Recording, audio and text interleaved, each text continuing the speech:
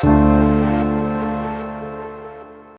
you went to a therapist finally, and they told you that you have borderline personality disorder or bipolar personality disorder or generalized anxiety disorder.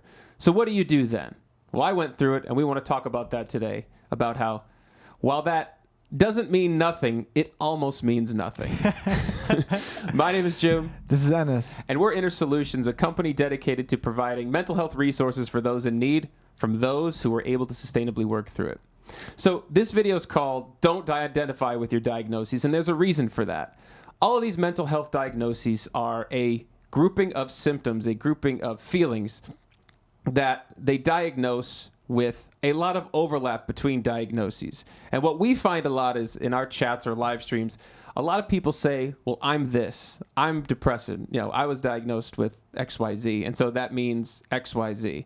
It may mean I'm stuck with it forever. It may mean this is just how I am.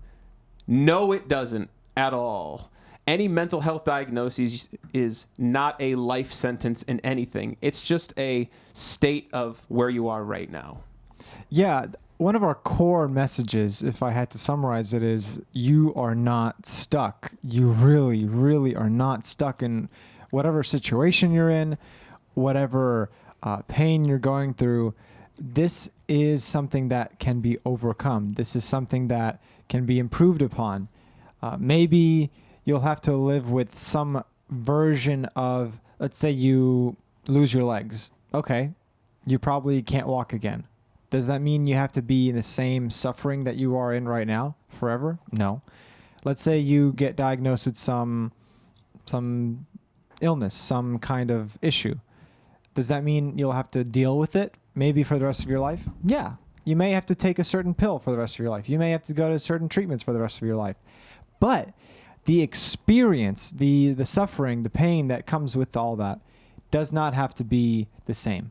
There's so much you can do. And if anything, this is just a message for somebody out there who maybe you were diagnosed with depression or anxiety or whatever you were diagnosed with. And ever since then, you felt like, well, this is just who I am. This is just something that I'm always going to have to live with. And while it's good to have a certain amount of acceptance about it, about basically saying like, okay, yeah, this is the situation that I'm in right now. It does not have to be the situation that you stay in, okay? Depression and the experience of it, anxiety and the experience of it, there's so much you can do to reduce the severity of it. There's so much you can do to manage it. There's so much you can do to just feel better in general. It's not a life sentence. It's not something that you have to identify with. As Jim was saying, we have so many people that we chat with where their attitude seems to be that this is now who they are. Where it's like, oh, well, I was diagnosed with this, so therefore, the advice that you're giving me is moot. Meditation helps some people, but not me. I've been diagnosed with this thing, and so, won't help me. And it's really, I understand where you're at. I was there. Jim was there. We get how difficult it is. So we're not trying to disparage you, but it's not helpful. You're not helping yourself. When you have that attitude of, oh, that's not going to help me because I was diagnosed. It's not even true is the big thing. The big difference between having your legs cut off and having kind of a personality disorder or a mental health diagnosis is that your mind is much more plastic than your legs, meaning that you can literally change the shape of your brain and the structure of it through holistic practices such as going against the grain of your thought patterns, doing things like working with a therapist, meditation, and all these things. And where you probably can't regrow legs, that'd be pretty sweet if you could. Your legs being off is your legs being off, whereas, any sort of disorder you have like that is able to be treated in a holistic way. So that's why it's so important to say, the bipolar disorder is that title. It doesn't mean anything. I wouldn't even look at it as that. I would look at the symptoms and then use that as a metric or a direction to study and explore yourself, because none of these personality disorders or mental health diagnoses have to be permanent.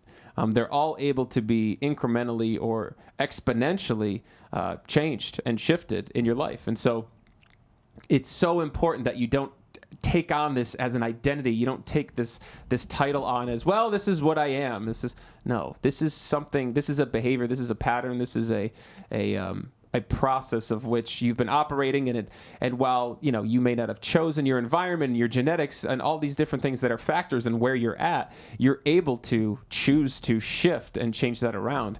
Meaning, I was diagnosed bipolar 2 in my late 20s.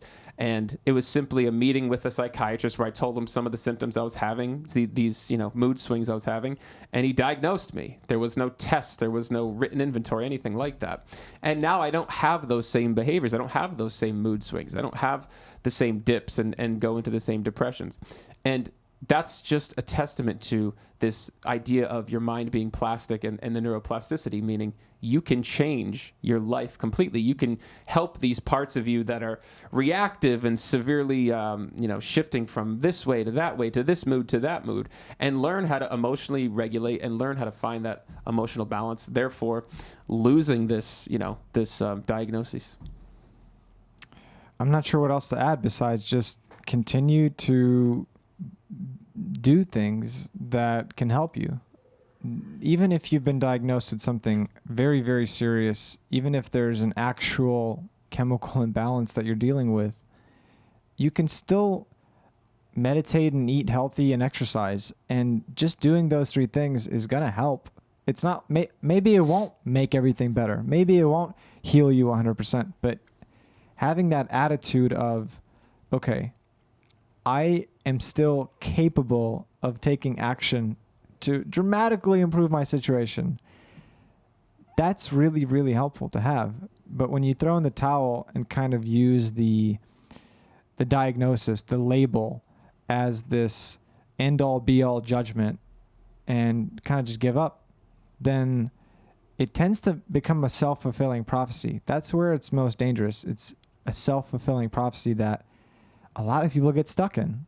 So that's our invitation, I think. Yeah, and this is all about a message of empowerment, meaning 100%, no matter how long you've been suffering from whatever diagnoses you have, no matter how intense it is, you're never stuck. You might just need some support. And if you've been trying things, you might need to try something different and give it a chance for an extended period of time. So guys, if you like this video, please like and subscribe. For Ennis, I'm Jim. We're Inner Solutions. Thank you so much for your time. And remember, you're never stuck.